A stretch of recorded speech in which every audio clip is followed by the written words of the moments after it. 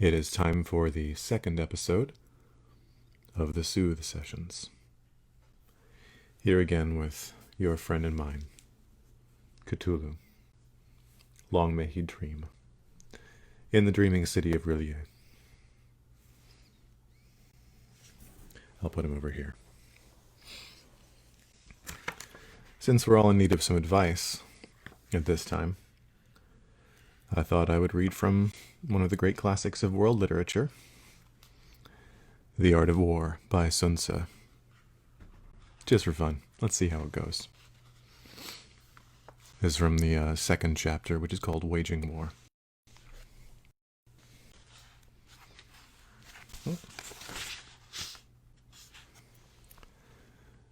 Victory is the main object in war. If this is long delayed, weapons are blunted and morale depressed. When troops attack cities, their strength will be exhausted.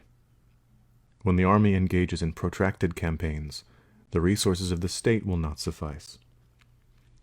When your weapons are dulled and ardor dampened, your strength exhausted and treasure spent, neighboring rulers will take advantage of your distress to act. And even though you have wise counselors, none will be able to lay good plans for the future. Thus, while we have heard of blundering swiftness in war, we have not yet seen a clever operation that was prolonged. For there has never been a protracted war from which a country has benefited. Those unable to understand the dangers inherent in employing troops are equally unable to understand the advantageous ways of doing so. They carry equipment from the homeland. They rely for provisions on the enemy. Thus, the army is plentifully provided with food. When a country is impoverished by military operations, it is due to distant transportation. Carriage of supplies for great distances renders the people destitute. Where the army is, prices are high. When prices rise, the wealth of the people is exhausted.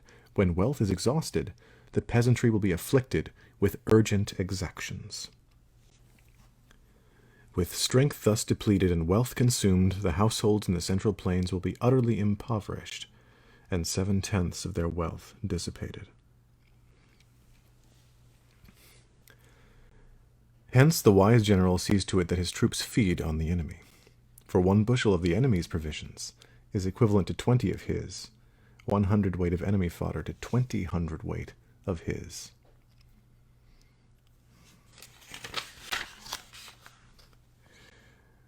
Treat the captives well, and care for them.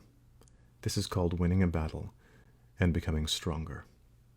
Hence, what is essential in war is victory, not prolonged operations.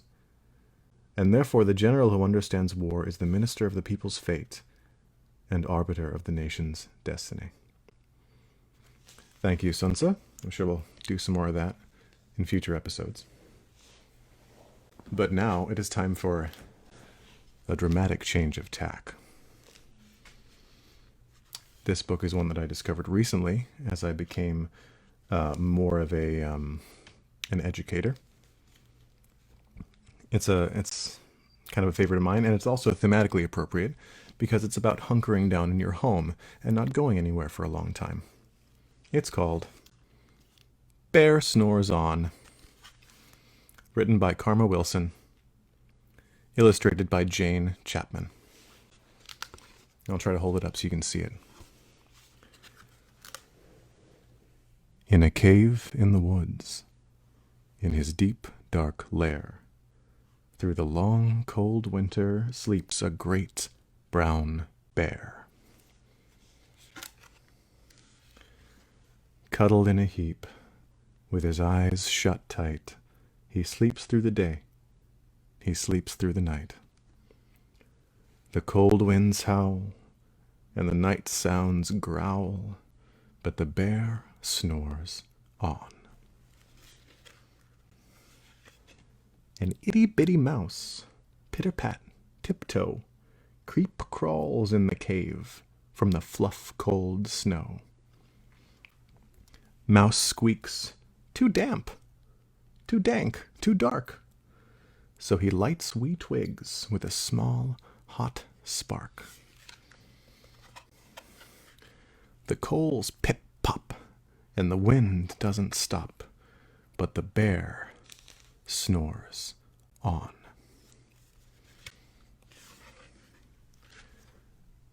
Two glowing eyes sneak peek in the den.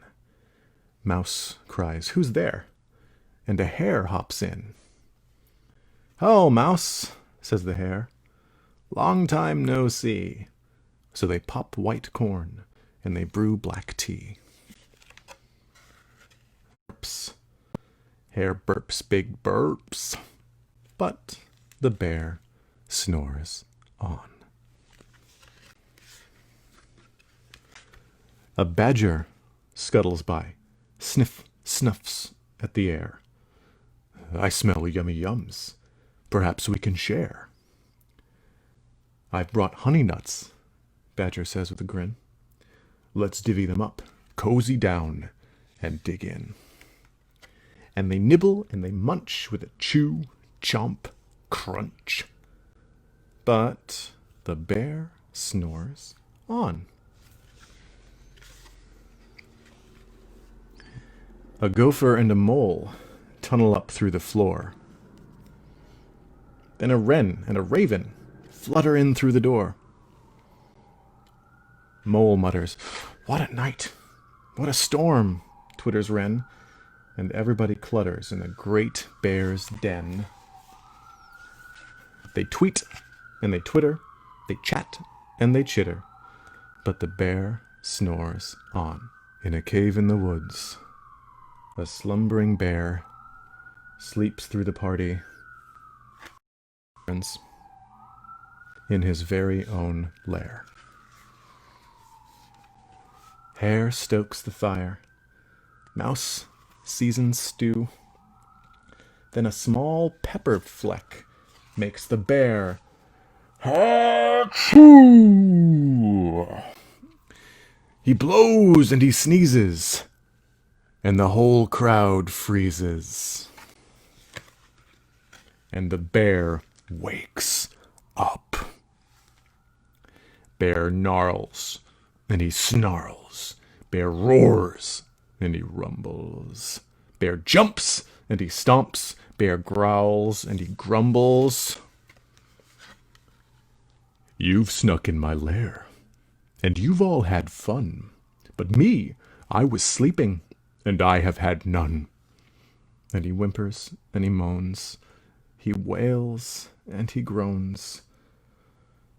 And the bear blubbers on. Oh. Mouse squeaks, "Don't fret. Don't fuss. Look, see? We can pop more corn. We can brew more tea." Bear gulps. Bear gobbles. He sighs with delight. Then he spins tall tales through the blustery night. When the sun peeks up on a crisp, clear dawn, Bear can't sleep. But his friends snore on.